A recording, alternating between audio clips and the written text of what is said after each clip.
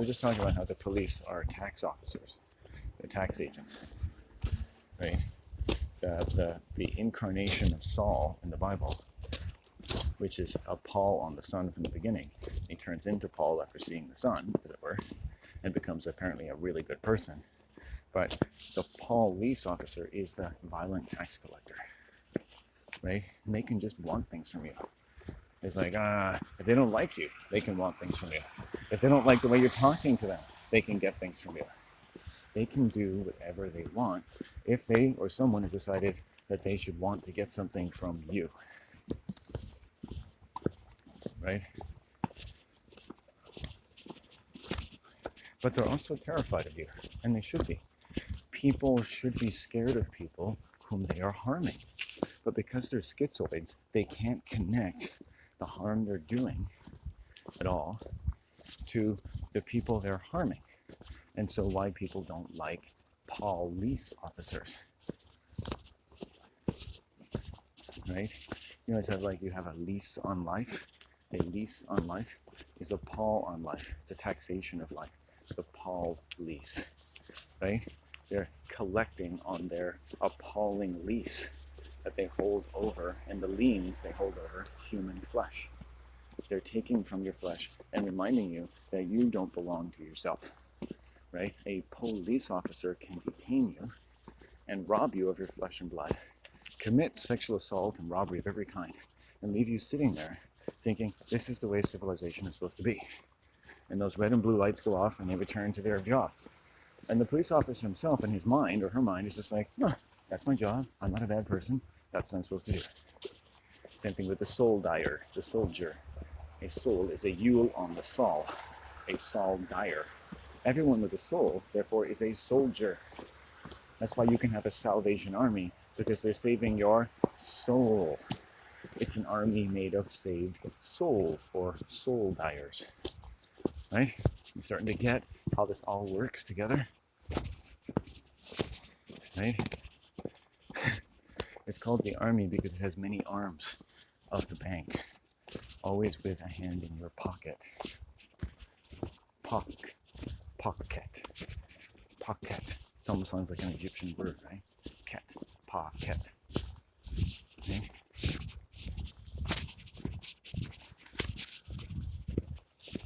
I got my hand in my pocket.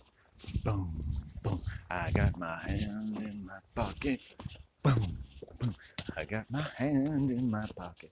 So this is just a little bit of my knowledge. A little bit of my knowledge, motherfucker. You want some of my knowledge?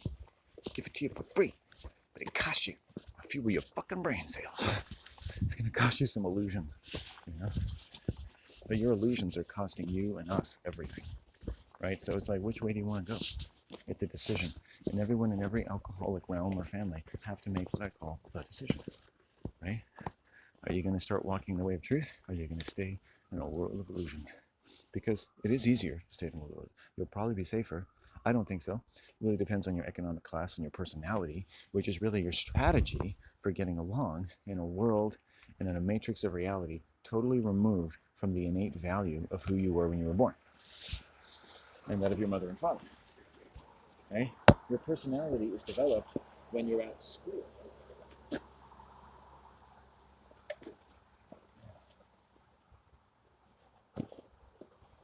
You'll notice the purpose of school is to develop a personality, a strategy for life that will see you into your years of slave labor as a planetary schizo.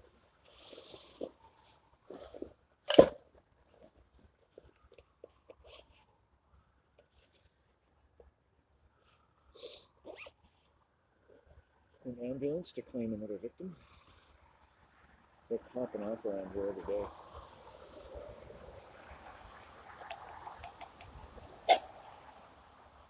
They do, they pop off.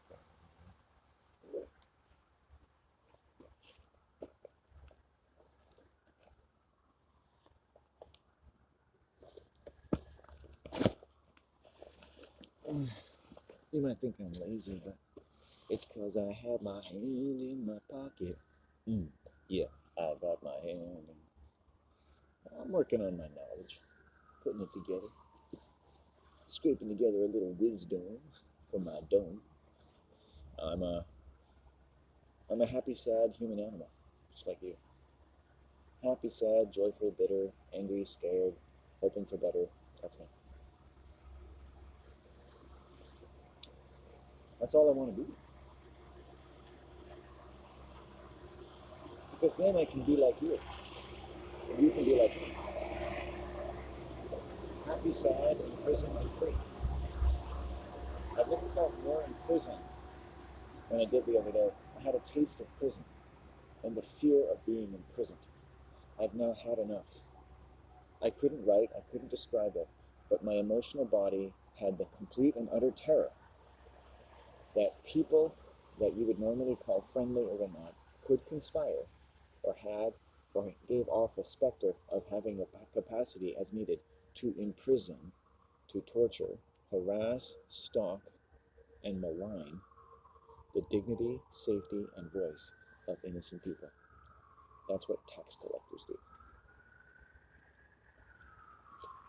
That's what everyone in society, every language and banking system does to you and me to get everything off of us. In fact, they're so confident that when you're born, it's interpolated into the legal and biological nature that you end up learning about, that they already have you dead and alive.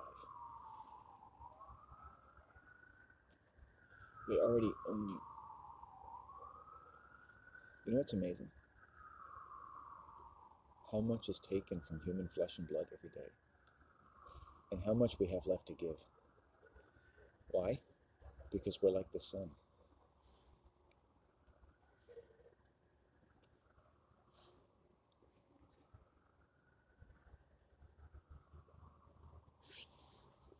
Because we're like the sun, and the sun isn't really dying, and the sun isn't really dead, but it labors, or as we do, at least, under those delusions.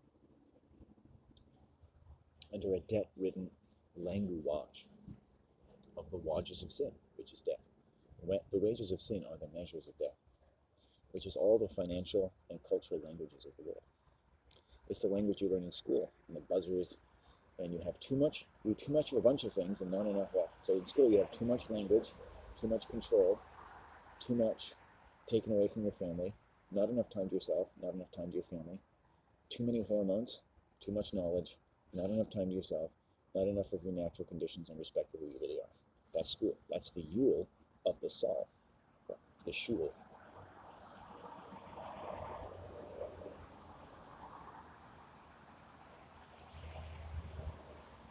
The Saul hawk, right? The school is the hawking of the soul, right? They're hawking your soul, right? All teachers are making money off of your flesh and blood. So when you go to school, your teacher is cannibalizing you. They're pedophiles. Every teacher is getting paid based on the ownership of your flesh and blood and the mortification unto death, as though every measure of your fucking life, of everything that you learn, if the knowledge is even good, they give you too much of it, so they kill your taste for knowledge.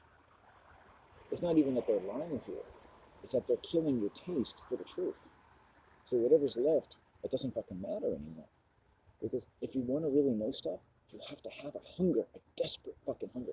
If you're in the forest and you're hungry, you find that fucking food.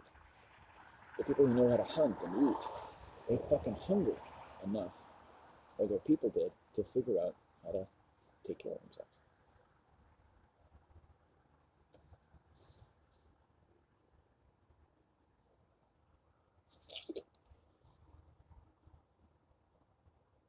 I got my hand in my... Let's go.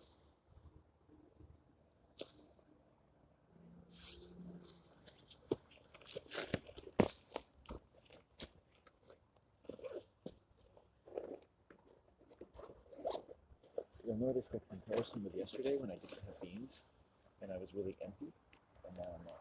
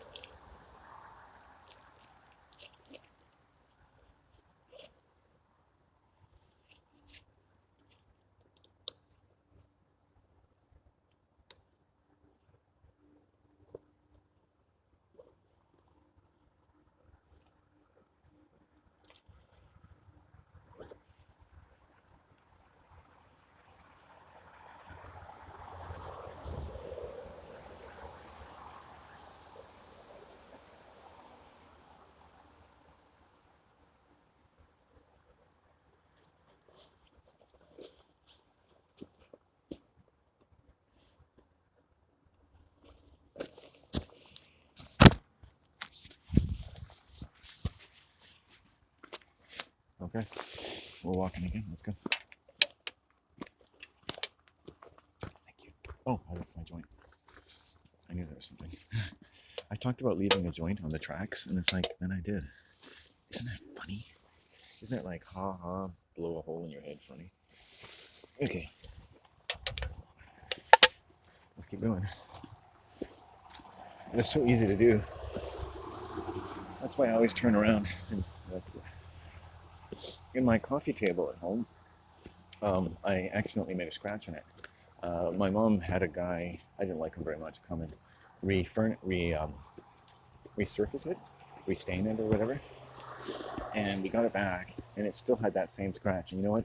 It makes the rune of Solilo, the rune of the sun. And it's always facing me by some accident or whatnot.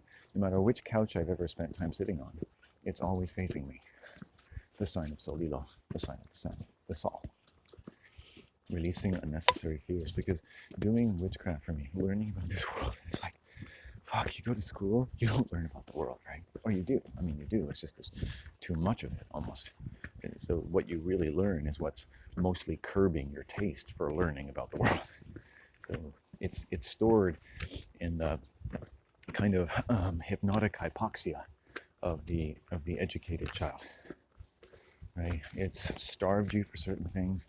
It's given you too much of others, and you become a schizoid. Maybe it's permanent condition. I mean, a temporary condition. It seems permanent. And maybe it's okay if it's permanent. Maybe it's like something that can be built into the rest of your life in a way that could be quite useful. Which is basically, when in Rome, do as the Romans do. It's pretty handy, right? If you go to Rome and you don't know how to be a Roman, imagine if you went back in time. And there's all kinds of laws you didn't understand. Like, maybe it was a Muslim society. And you're like, fuck, they cut people's hands and dicks off for like not wearing the right clothing. You're like, fuck, what do I do? What do I do? You're like, excuse me, like, what the fuck do I need to do? It's like, what do you mean? Just do what everyone does. What we always do. I was like, I don't know what that is. I'm from the future. Oh, God. What's wrong with you, man? It's okay. Allah tells me it's all right. Oh, okay, man. Allah sent me from heaven. Muhammad says he is not the prophet. He says it's really me.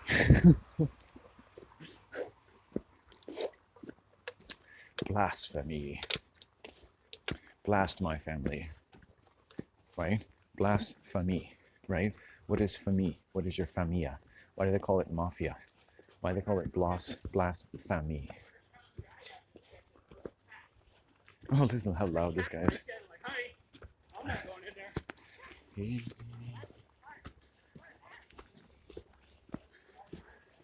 They're jogging. I love it. Like, people can actually jog and talk at the same time. It's like, that shit tires me right now. You're like, dude, you think you're so healthy? It's like, going to jog. It's like 50 meters later. It's like, okay, man.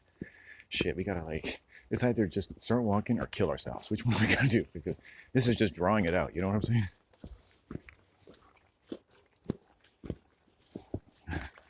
I hate jogging. It's like, what are you running from? Really? And people think that's funny. But it's like, if you jog, if you know people who do marathons, what are they running from?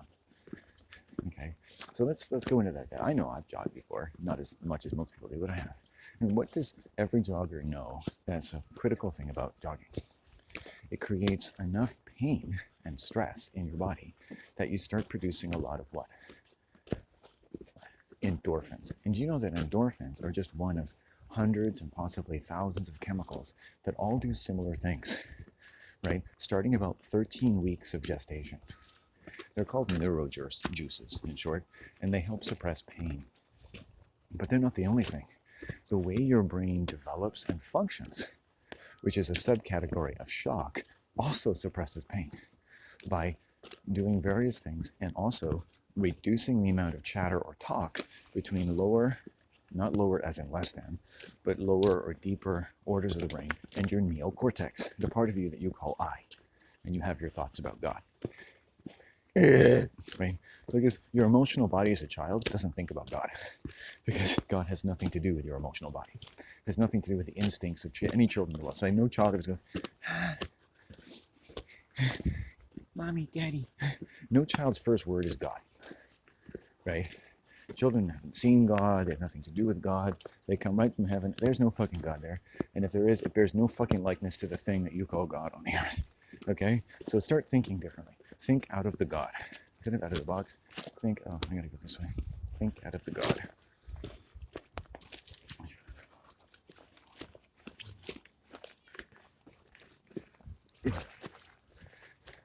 I got my hand in my pocket.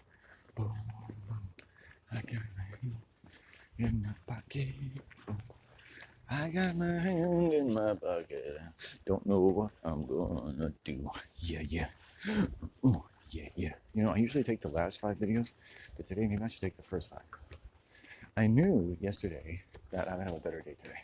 I was like, I'm gonna get more positive with every day now because I've been living in contractions of fear and death. And it's just, I've never felt so much more the specter of prison.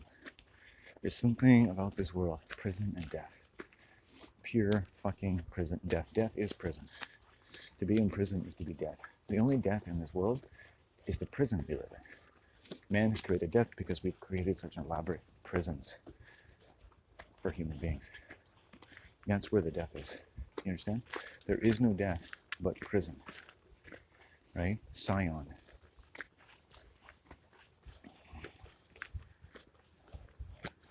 Death is a prison. Right? A prison where people long for death because that's the only way they could ever be free again. Right? Our groups talk about freedom, but people are never free. And I'm telling you why. And I'm telling you how you can be. Because when life and people and suffering tell us these things, that's what they're telling us.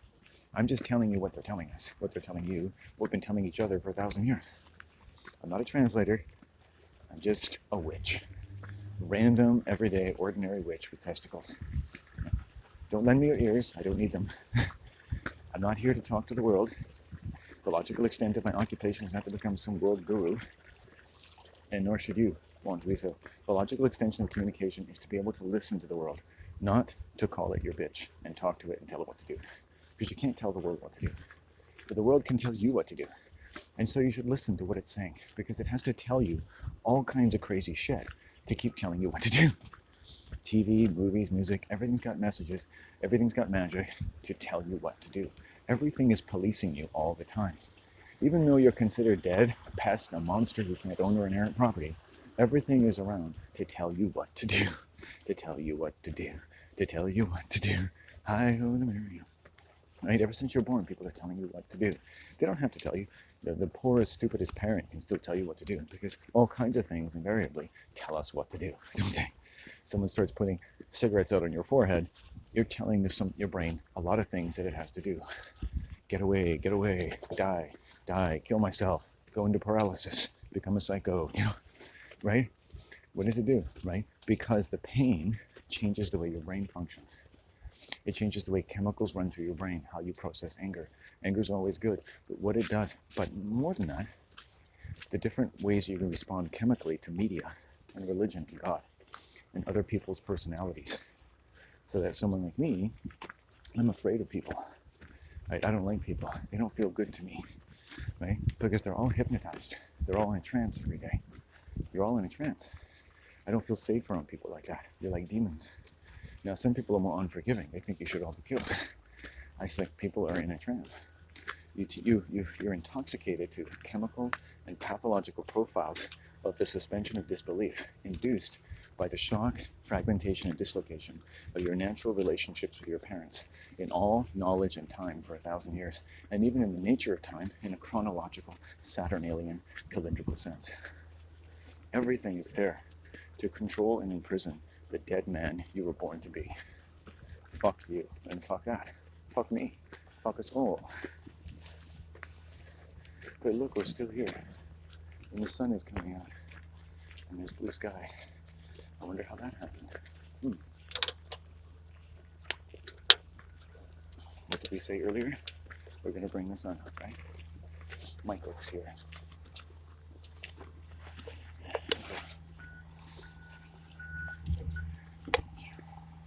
There's a demon over there with her dog. She's coming with her dog. She's a demonic person.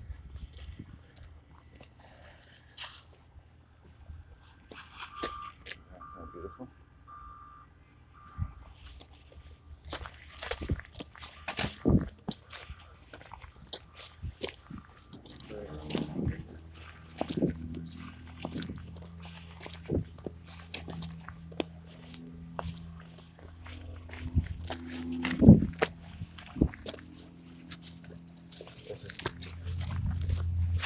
store, the first time I went in there, violence became inevitable 12 years ago.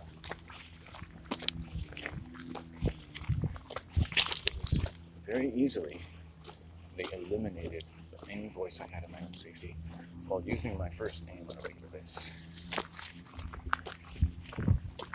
I'm a strong, healthy man in many respects, not in others, and I can tell you, the people who run Naked Naturals, don't trust them. They are not healthy people. I may never have an issue with them, but if they're not healthy for me, they're not healthy for you.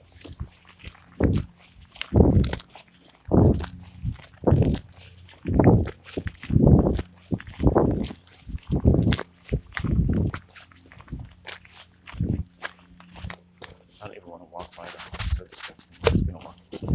I don't like people.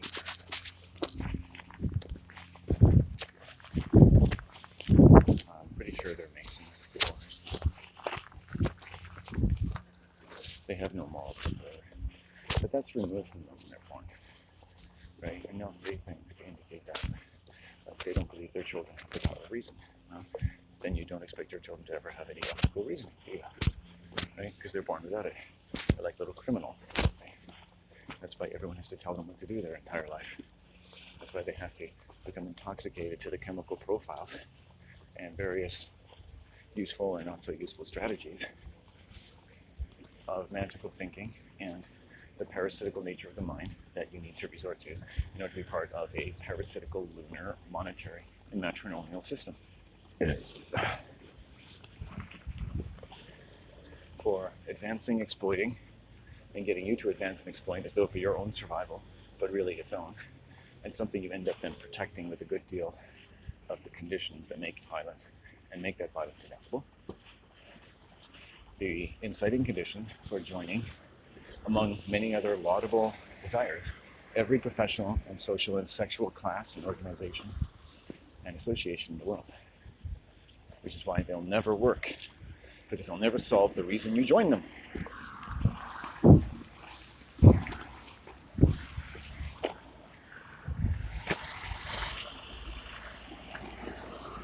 Like that.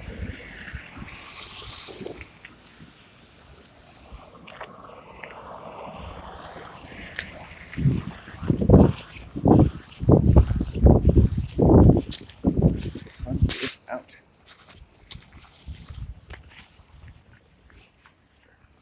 We asked for the sun, we got the sun. We asked for the sun, we said there's got to be some sunlight. We've had enough. And Qualicum is where Archangel Michael lives. And I guarantee you he's cutting through that fucking Illuminati haze. All those fucking chemtrails they've been using to keep the sky gray.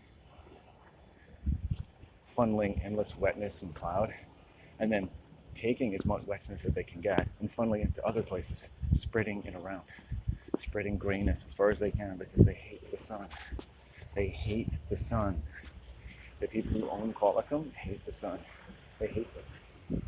Okay? Right now, we're hurting them. Hurting them. They can be hurt, and the sun hurts them. The sun is their prey. So they don't want you, and they don't want any of us to know the standard of signs of the sun. The signing of the sun. The way the sun speaks to us. The way our mother spoke to our emotional body when we were born. They want you to think that when you were born, I saw the face of Jesus. And my mother was the Holy Virgin Mary. They want you to associate everything that's best about your mother and father with what is religious and perverted. Its icons and its stars are royalty, who, similar to you in some ways and not others, empty themselves out in order to be other people. That lower their inhibitions to the point of being able to slay other people and to hold their audience captive in the seance and ceremonial magic of the world. So it's important that you become addicted to different chemical profiles of the suspension of disbelief that you enter into as a child. And whenever you watch TV or listen to the government or listen to the president speak or listen to music, look at the back of your cereal box. Always programming you to keep you happy and docile, to keep your anger focused where it should be, to keep you, in short, impotent and ineffective until you're dead, which of course, in many respects, you already are. Death is the prison you're in when you're forced to comply with the world that considers all human beings dead little monsters, right? We're so cute, they could just eat you. Because that's what they're going to do, eat you alive. I had this weird, crazy aunt once. I was depressed. Sitting on my couch, my mom said, you know what she said to me? I said, what? She said, how could you be depressed? Because you're so fuckable. You're so attractive for a woman to want to fuck. Why could you be depressed? A man should always be happy as long as women want to fuck. Right? Lovely, eh? I was so pretty. There's no reason not to be happy. Think about that. That's a cannibal. She wanted to eat me. Right? She didn't see in me someone capable of being sad. Do you think she knew reasons for someone to be sad? Probably. At least when you get rid of the denial, the magical thinking, and the parasitical delusions and psychosis, the adherence to various cults. Right? The whole world wants its religion to be the best. So police officers are tax agents. And anyone can be a police officer to make sure they get your pound of flesh. Right? I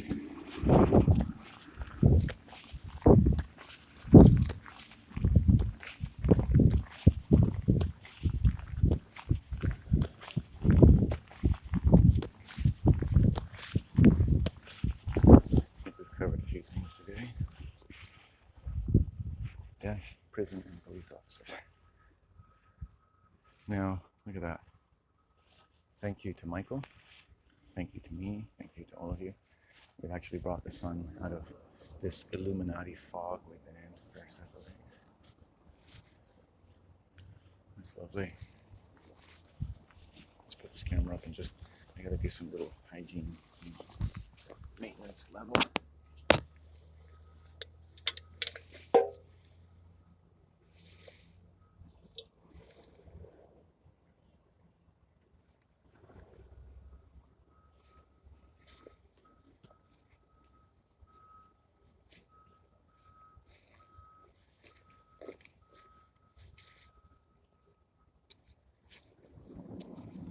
It's like spring. It's great.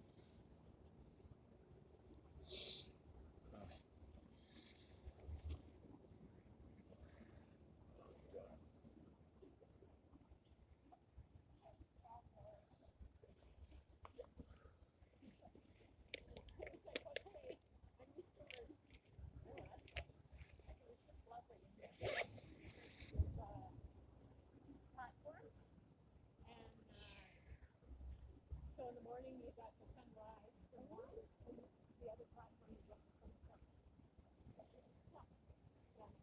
That's on here for pretty far. Still a sun gazing here.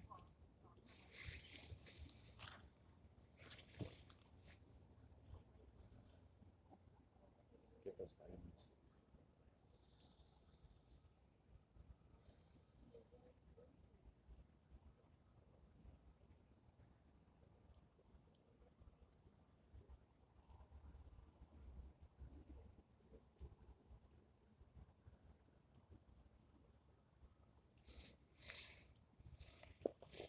I got my hand. So I'm just doing this joint from yesterday, so I'm not really going into my two joint minimum.